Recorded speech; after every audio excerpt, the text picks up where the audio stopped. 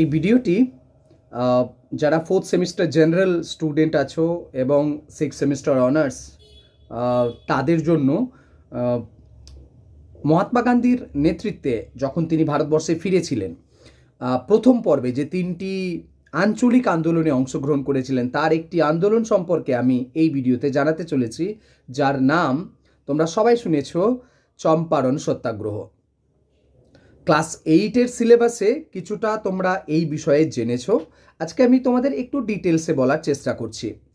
এটা বিভিন্ন চাকরি পরীক্ষার প্রশ্নেতেও প্রায় এসে থাকে। আচ্ছা, চম্পারণ সত্যাগ্রহ সম্পর্কে বলার আগে আমি তোমাদের গান্ধীজি ভারতবর্ষে কখন এলেন, তখনকার পরিস্থিতি কেমন ছিল এবং তার যে ধারণা ইংরেজ সম্পর্কে কেমন ছিল সেই বিষয়ে খুবই সংক্ষেপে দু এক কথা বলে নিই। 1915 সালে 9 জানুয়ারি গান্ধীজির বয়স তখন 46 বছর। তিনি দক্ষিণ আফ্রিকা থেকে ভারতবর্ষে ফিরলেন। আমরা জানি দক্ষিণ আফ্রিকায় ওই যে কৃষ্ণকায় মানুষদের হয়ে তিনি যে লড়াই লড়েছিলেন কোর্টে, সেখানে জয়লাভ করার পর ভারতবর্ষে তিনি বিপুল জনপ্রিয়তা অর্জন করে ফেলেছেন।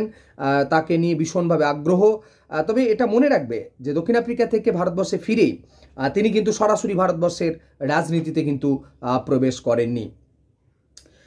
তার প্রথমে তিনি কি করেছিলেন, তার যে রাজনৈতিক গুরু বলা হয় গোপাল কৃষ্ণ গোখলে, তার সঙ্গে সাক্ষাৎ করার পর এবং তারই পরামর্শে ভারতবর্ষের ভিন্ন ও সেই সময়ের সমাজ, জনজীবন এবং রাজনীতি সম্পর্কে প্রত্যক্ষ অভিজ্ঞতা অর্জন করতে তিনি সচেষ্ট হন। ভিন্ন ভিন্ন জায়গায় তিনি এই পর্বেতে ঘুরে বেড়াচ্ছেন, দেখছেন। 1915 সালে ইতিমধ্যে তিনি আহমেদাবাদে সবরমতী নদীর তীরে সবরমতী আশ্রম প্রতিষ্ঠা করে ফেলেছেন এবং যেটাকে সত্যাগ্রহ আশ্রম বলা হচ্ছে।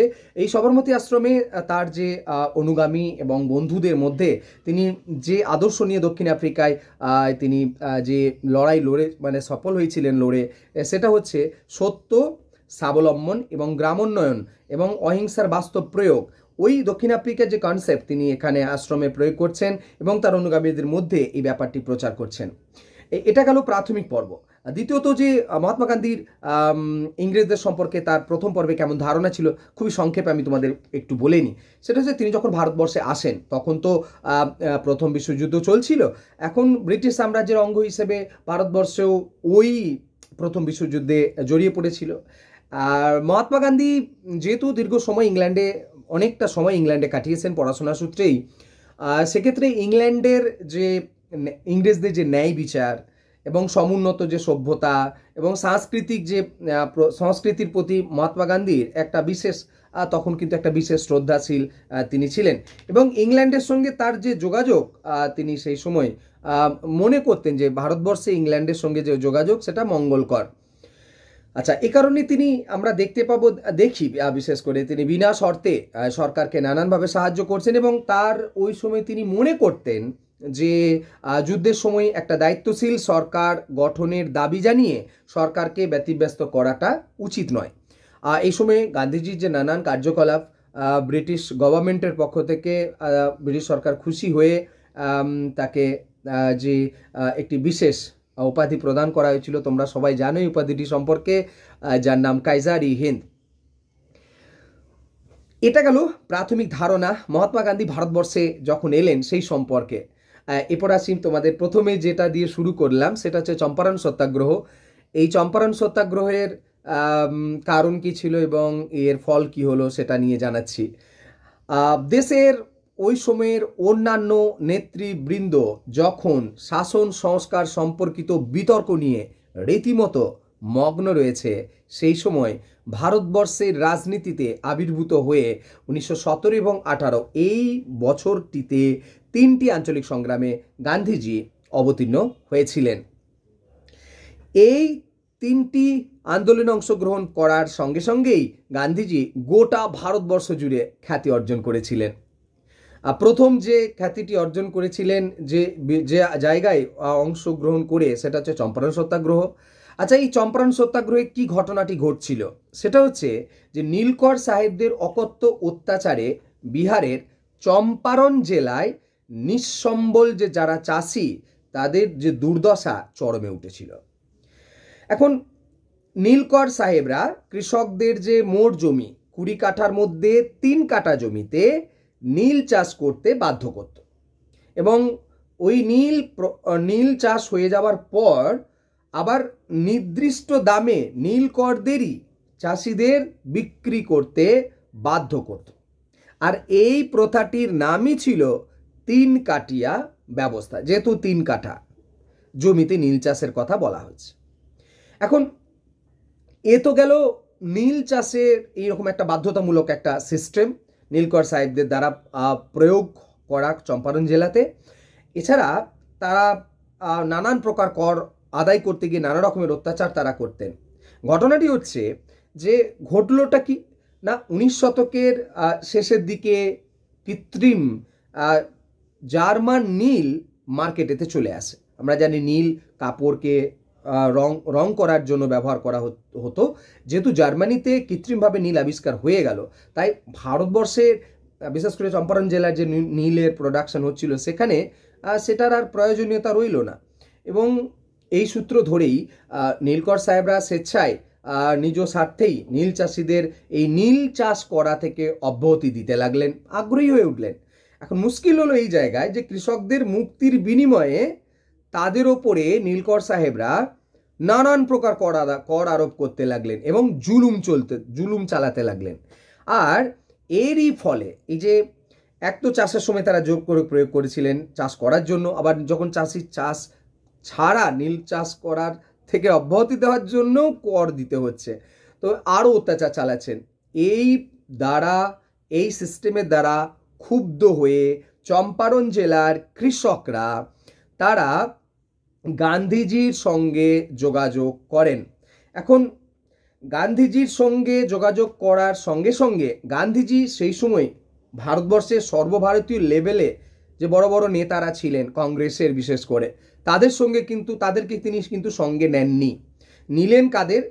ব্রজকিশোর প্রসাদ, রাজেন্দ্র প্রসাদ, মজহরুল হক, আচার্য কৃপালিনী এবং মহাদেব দেশাই এর মতো এইসব নেতাদের মতো কয়েকজন তরুণ নেতাদেরকে নিয়ে তিনি পৌঁছালেন চম্পারণ জেলায়। সালটা হচ্ছে 1917 সালে। কৃষকদের দুর্দশা এবং নীলকর সাহেবদের যে অত্যাচার সেই সম্পর্কে প্রথমে তিনি ওখানে গিয়ে খোঁজ খবর নিলেন এবং খোঁজ খবর নেওয়ার পর তার কি হয়েছে, তাহলে একটা গান্ধীজির অলরেডি একটা পরিচিতি তৈরি হয়ে গিয়েছিল দক্ষিণ আফ্রিকার ওই জেতার পর। এরপরে সরকার গান্ধীজির এই যে অ্যাক্টিভিটি, তিনি গ্রামে গ্রামে ঘুরছেন, সমস্ত জায়গা থেকে তথ্য নিচ্ছেন, এটাতে সরকার কিন্তু রেগে যায় গান্ধীজির ওপরে এবং ক্রুদ্ধ হয়ে তাকে চম্পারণ ত্যাগের নির্দেশ দেন। গান্ধীজি নাছোড়বান্দা ছিলেন, তাতে তিনি সরকারের এই আদেশকে তিনি উপেক্ষা করলেন এবং এর জন্য তিনি যে ত্যাগ করবেন না এবং এর জন্য তিনি যে কোনো প্রকার শাস্তি ভোগ করতে রাজি আছেন বলে জানিয়ে দেন। সরকার তাকে বন্দি করেন এবং বন্দি করে তাকে কোর্টেতে হাজির করান এবং কোর্টেতে যে রায় হয় নিঃশর্তে তাকে কোর্ট মুক্তি দিতে বাধ্য হন। শেষ পর্যন্ত আমরা দেখেছি গান্ধীজি চাপে পড়েই, এই আন্দোলনের চাপে পড়েই কি হয়েছিল, সরকার একটা তদন্ত কমিটি গঠন করেছিলেন 10ই জুন 1917 সালে এবং এর ফলেই কি হয়েছিল, চম্পারণ কৃষি বিল পাস হয়েছিল।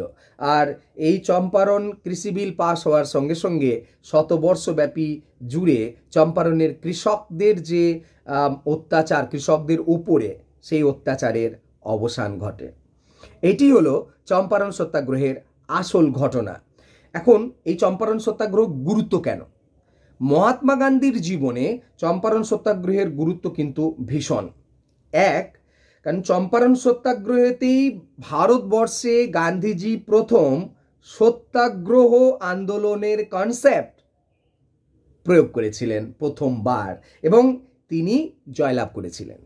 বিখ্যাত ঐতিহাসিক ডক্টর রমেশচন্দ্র মজুমদার এই গান্ধীজির এই সাফল্যকে উল্লেখ করে এই স্ট্রাগল ফর ফ্রিডম যে তার এডিটোরিয়াল বই রয়েছে ভারতীয় বিদ্যাভবন সিরিজের, সেখানে তিনি মন্তব্য করেছেন যে চম্পারণ সত্যাগ্রহের ফলেই আর এই সফলতার ফলেই মহাত্মা গান্ধী সর্বভারতীয় রাজনৈতিক নেতাতে উত্থানের যে পর্ব সেটা ছিল প্রথম পদক্ষেপ। আমরা ডক্টর জুডিথ ব্রাউনের নাম শুনেছি, মহাত্মা গান্ধীর সম্পর্কিত তার নানান যে লেখা, এবং সেখানে জুডিথ ব্রাউন মন্তব্য করছেন যে ভারতবর্ষে এই আন্দোলনের মাধ্যমে মহাত্মা গান্ধী ভারতবর্ষের কৃষক সমাজের সঙ্গে নিজের যোগসূত্র স্থাপন করেছিলেন এবং তিনি তাদের যে অবর্ণনীয় দুঃখ, দারিদ্র, তারা যে পরিস্থিতির মধ্যে রয়েছে, মহাত্মা গান্ধী তাদের সঙ্গে থেকে এই আন্দোলনের দ্বারা সেই অভিজ্ঞতাকে তিনি অর্জন করেছিলেন। ভারতবর্ষের ইতিহাসে চম্পারণ সত্যাগ্রহ মহাত্মা গান্ধীকে এই ঐতিহাসিকদের বক্তব্য থেকে আমরা স্পষ্ট বুঝতে পারছি যে রাজনৈতিক নেতা হিসেবে, সর্বভারতীয় রাজনৈতিক নেতা হিসেবে, এবং পরবর্তীকালে আমরা মহাত্মা গান্ধীকে যেভাবে দেখেছি চিনি, মনে রাখবে চম্পারণ সত্যাগ্রহ ছিল তার শুরুর প্রথম পদক্ষেপ। তো আশা করি চম্পারণ সত্যাগ্রহ সম্পর্কে তোমাদের কিছু তথ্য জানাতে পারলাম এই ভিডিওতে। তোমরা এই শর্ট কোয়েশ্চেন লিখে নিও, তোমাদের বিভিন্ন চাকরি পরীক্ষাতে আসে এবং তোমাদের এক্সামেতে প্রায়ই আসে। তো সকলে ভালো থেকো, ভিডিও এখানে শেষ করলাম। ভিডিও দেখার জন্য সকলকে অসংখ্য ধন্যবাদ। Thank you.